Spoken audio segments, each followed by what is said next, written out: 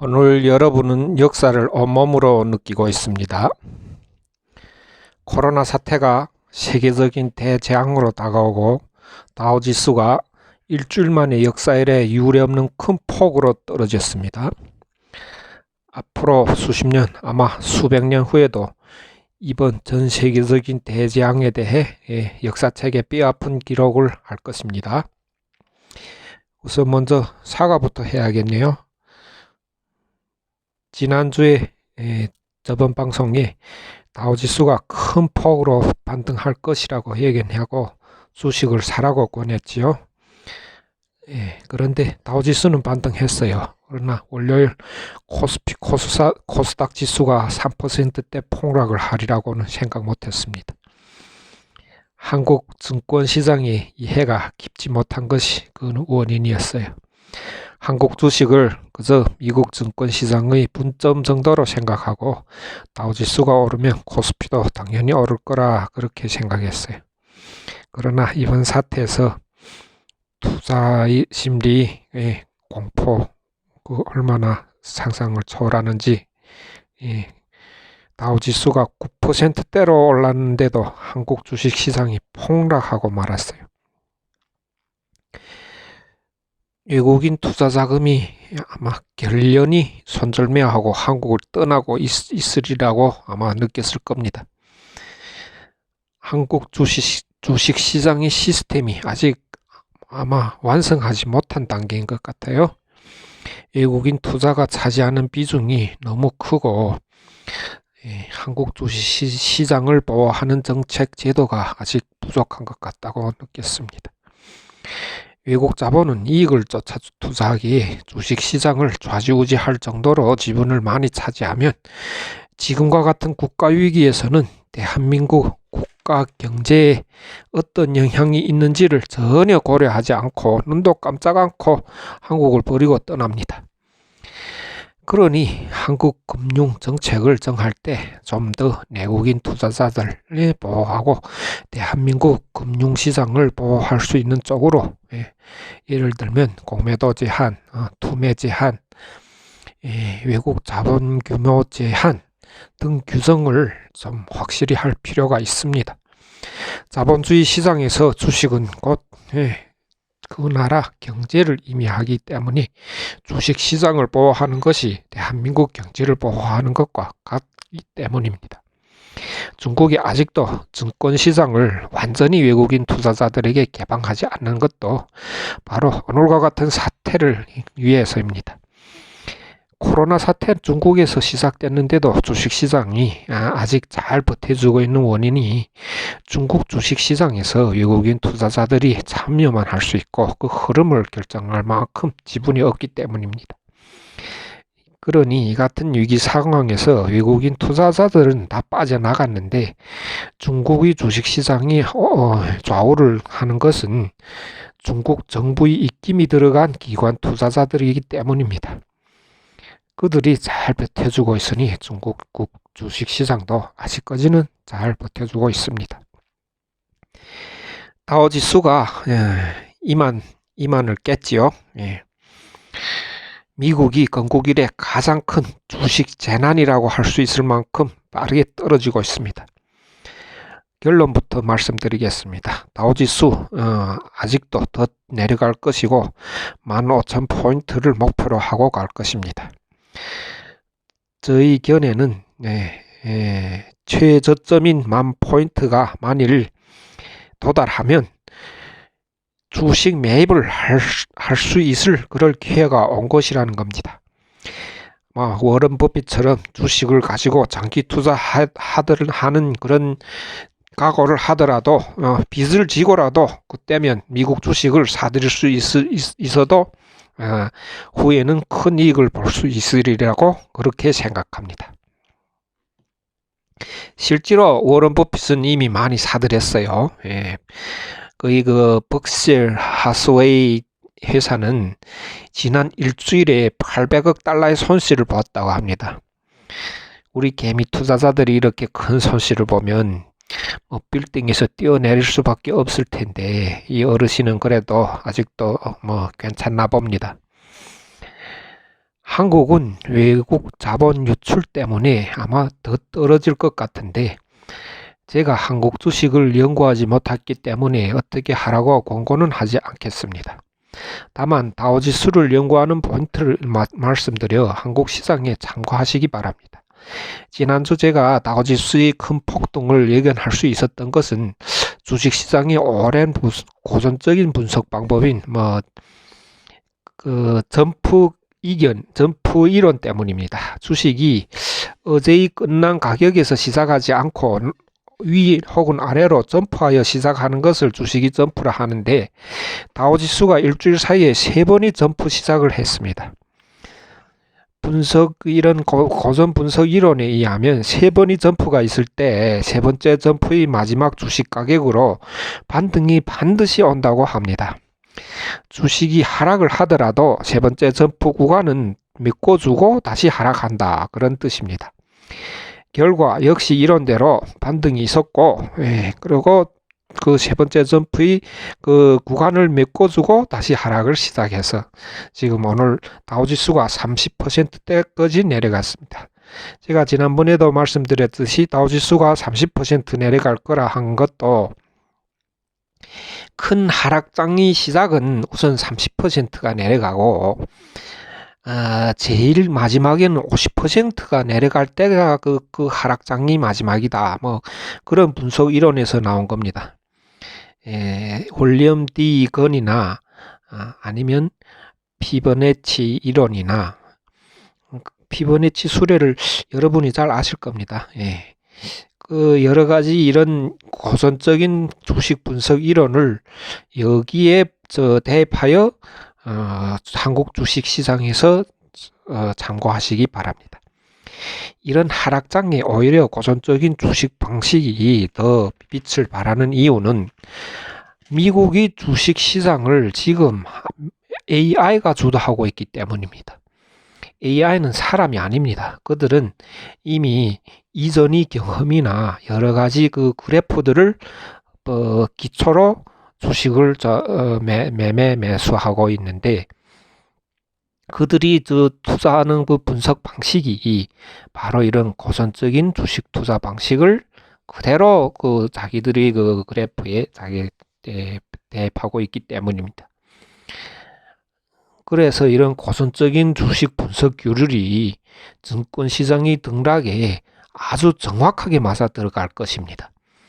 저희 각도에서 보는 미국의 주식시장은 아주 유치할 정도로 그 법칙들을 잘 지키고 있습니다. 그 대신 한국이나 중국은 아직도 인위적인 부분이 다수여서 의견이 빗나갈 때가 많습니다. 이번 주 월요일처럼 말입니다. 주식에 대한 건의는 이 하락장에서 현금을 쥐고 지켜보라는 것입니다. 단타고수라면 3번째 점프 같은 이런 기회가 왔을 때 베팅을 하고 도박할 수 있지만 그렇지 못하면 손실을 많이 볼 수 있는 그런 위험한 시장입니다. 그 대신 다우지수가 15,000까지 내려가면 미국 주식을 빚을 내서라도 다 사들이십시오. 역사적으로 아마 낮은 가격일 겁니다. 한국 주식시장은 잘 모르지만 미국 시장은 거의 이런 법칙에 잘 맞아 들어갔기 때문입니다. 중국의 주식시장은 비록 하락은 하고 있지만 한 달도 안 하고 아마 2주 정도, 한 달 안 걸리고 2주 정도면 밑점을 찍고 반등을 시작할 것입니다. 미국처럼 폭등은 하지 않겠지만 경제 위기에 금싸레기 같은 이익을 낼 수 있는 그런 기회가 될 것입니다. 주식 그래프 연구 때문이 아니고 코로나 사태나 이 경제 부양 정책에 대한 미국과 중국의 대응 태도를 넘겨짚어 보는 것입니다. 중국의 눈앞의 경제 위기에 이미 막대한 유동성을 풀고 아마 후속적으로 더 큰 유동성을 풀 가능성이 높습니다. 어마어마한 부채 규모의 위험을 떠안으면서도 유동성을 풀어놓아야 죽어가는 경제의 활기를 넣을 수 있기 때문입니다. 전염병 환자를 숨기면서까지 공장과 회사를 다시 정상화하려고 하고 아직 학교를 개학할 처지가 아닌데도 모든 영업 장소는 다시 영업을 재개하고 있습니다. 이대로라면 공업 생산이 큰 손실 없이 원래대로 회복할 수도 있을 겁니다, 아마. 문제는 미국인데 트럼프의 그 어리석음이 미국을 지금 역사 이래 가장 큰 폭의 경제 하락으로 밀어넣고 있습니다. 미국의 경제 호황이 지나친 유동성 저금리 정책에서 오고 있다는 걸 모르고 그냥 트럼프는 장사치지요. 그냥 장사치. 예. 그 상인이 사고 방식대로 FDA의 금리를 낮추라고 큰 소리치고 자기네 무역 장벽을 높여 중국과 무역 전쟁을 하는 등 자기 미국 경제의 그 위험 요소를 여러 가지로 만들더니 지금 코로나 사태를 맞자마자 미국이 그 경제 그 호황하던 미국 주식이 큰 폭으로 하루아침에 거의 하루아침이라 할 정도로 그렇게 완전히 망해가고 있지 않습니까? 미국은 이번 전염병 재앙이 그냥 그 미국 경제 위기 그 계기만 될 뿐이지 그냥 원인이 아닙니다. 미국의 경제 위기를 가져온 건 거의 큰 원인이 그 트럼프에 있고, 그 트럼프를 대통령으로 선거한 미국 국민에 있습니다. 보면 참 미국 시민들 참 순진하고 어리석은 부분이 참 많은 것 같습니다. 코로나 사태 이번에 보십시오. 공포 심리에 뭐 휴지를 다 사재기하고 뭐 총알을 사재기하고 지금 미국은 유례없는 사회와 경제의 재난 속에 휘말려 들어가고 있습니다. 미국 사람들은 아마도 그 헐리우드 재난 영화를 실제 생활로 착각하는가 봅니다.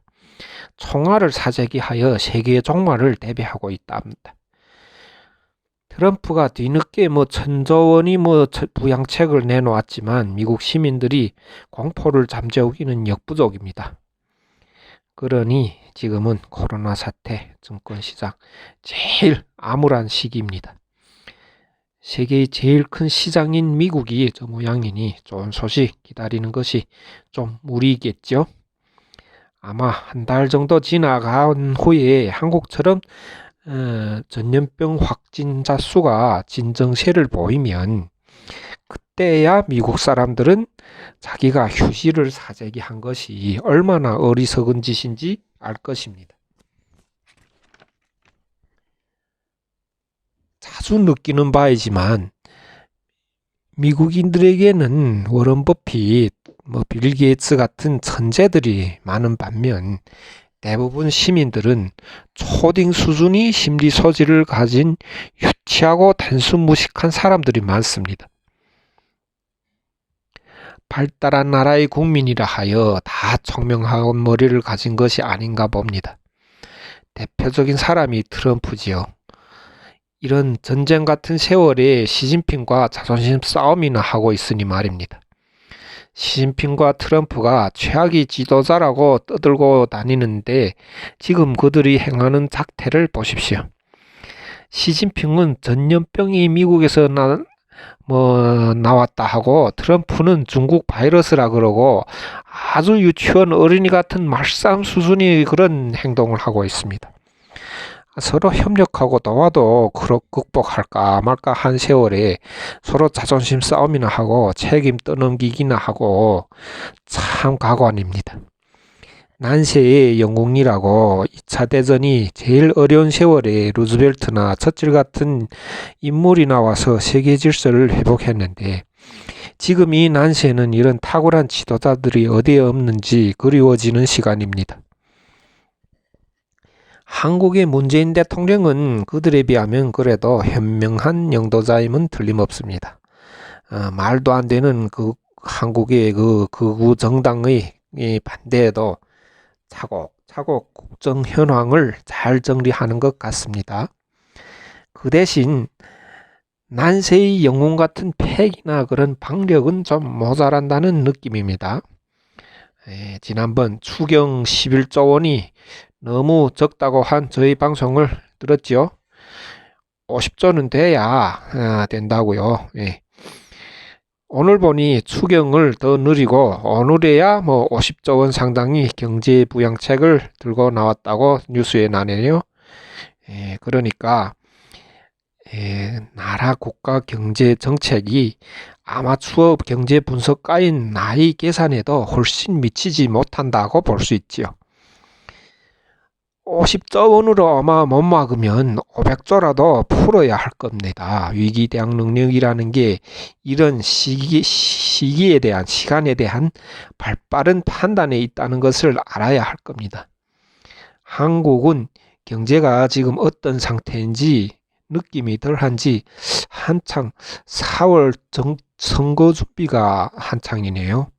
정치가 아마 경제보다 더 중요한 것 같네요. 중국 사람 대부분이 아마 느끼겠지만 한국 TV 뉴스에 정치 뉴스가 너무 많아요. 생활에 관한 뉴스가 조금 나오고 국제 뉴스는 거의 없고 모두 정치 뉴스예요. 한국 사람들 모두 뭐 국회의원이라도 선거 나가는 것처럼 그런 느낌이에요. 중국의 뉴스는 뭐 정치 뉴스 절반 정도 있어요. 그러나 국제 뉴스가 큰 부분을 차지해요. 물론 뭐 언론 검열이 있고 정치 뉴스도 역시 뭐 참가할 그런 한국 같은 정치 뉴스가 아니에요. 그냥 그저 구경만 하는 그런 정치 뉴스들이어서 들을만한 건 없어요. 그래도 사람들의 관심이 국제 뉴스에 많이 있다는 걸 알 수는 있습니다.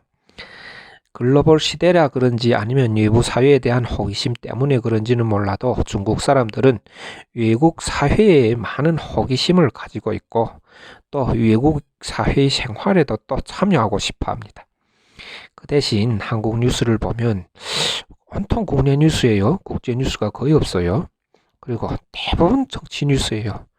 정치 뉴스는 아주 세분화되게 잘 보도하는데 국제 뉴스는 그냥 그 사이에 대강대강 하나 두 개만 끼워 넣는 그런 형태입니다. 그래도 뭐 국민들은 정치 참여도가 낮다. 정치 참여도를 더 높여야 한다. 그러네요. 참 이해가 가지 않습니다.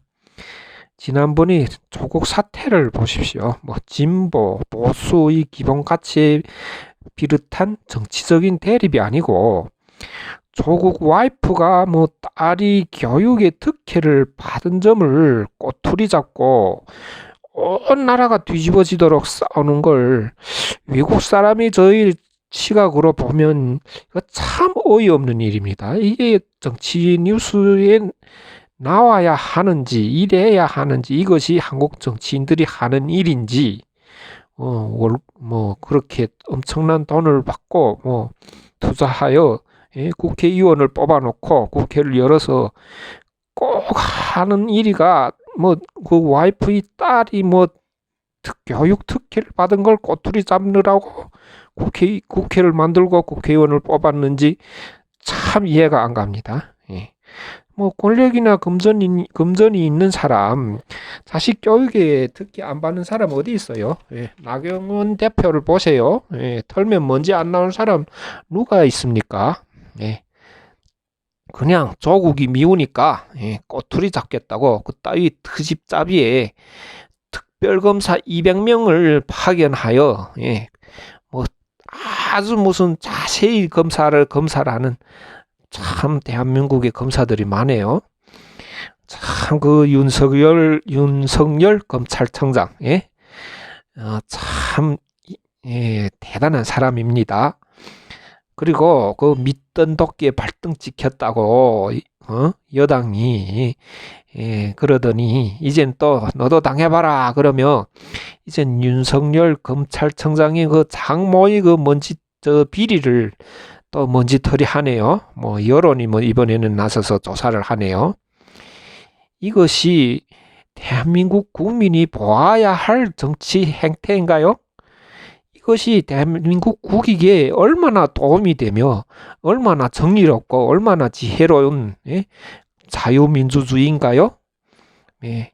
유치 뽕짝이 이런 자태를 보려고 수조 원의 세금을 낭비하여 국회의원을 선거하고 국회를 열었습니까? 북한보다 우월하다는 민주제도가 고작 이런 드자비질이나 하는 동물국회를 보여주는 것입니까?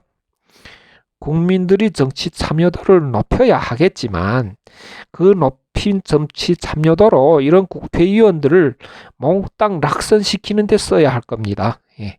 어느 거대 여당이요, 거대 야당이요, 아니면 뭐 나는 영남이요, 호남이요, 이런 이편 저편 따지는 놈들 모두 낙선시키고 좀 젠틀하게 앉아서 차곡차곡 이론적으로 자신의 주장을 하나하나 풀 줄 아는 그런 신사들만이 모인 국회를 이제부터라도 만들어 나가야 할 겁니다.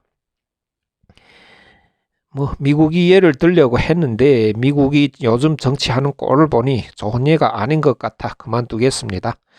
트럼프 같은 또라이가 대통령이 된 걸 보면 미국의 민주제도도 이젠 맛이 가버린 것 같네요.